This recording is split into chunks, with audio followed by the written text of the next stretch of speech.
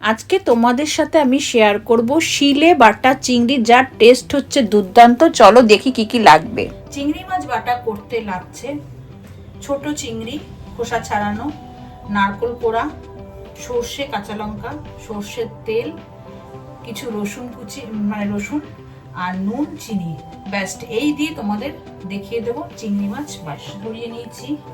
নিয়ে এবার সর্ষের তেল দিচ্ছি। দেখো মাছগুলোকে একটুখানি নাড়াচাড়া করে নেবো। দিচ্ছি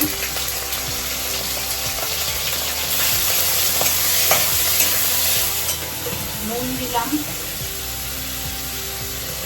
সামান্য হলুদ গুঁড়ো, গোটা রসুনের পর দিয়ে দিলাম,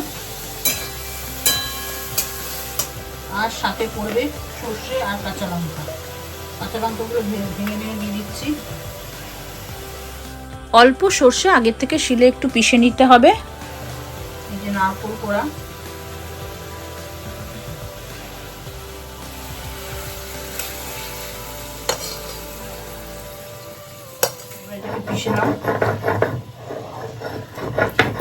আমি এখানে দিলাম চিংড়ি মাছ, একটুখানি নাড়াচাড়া করে নিলাম গ্যাসে সর্ষের তেলের উপরে। তার সাথে দিলাম কিছু রসুন কোয়া, কাঁচা লঙ্কা, সর্ষে, নারকেল কোড়া, আর অবশ্যই নুন চিনি তো আছেই, আর সর্ষের তেল। এইটা দিয়ে একটু ভালো করে মিহি পেস্ট করে নিতে হবে। নিয়ে তোমরা কাঁচা সর্ষের তেল দিয়ে মেখে গরম গরম ভাতের সাথে পরিবেশন করে দেখো কেমন লাগে। গ্যাসটা অন করে আমি কড়াইটা বসিয়ে দিলাম, কারণ এটা প্রায় মানে শিলে বাটা হয়ে গেছে, দেখতেই পাচ্ছ। তোমাদের কার কার বাড়িতে শিলপাটা এখনো আছে জানাবে আমাকে অবশ্যই। এবার একটু সর্ষের তেল আর একটু নেড়ে নেবো, তাহলেই হয়ে যাবে।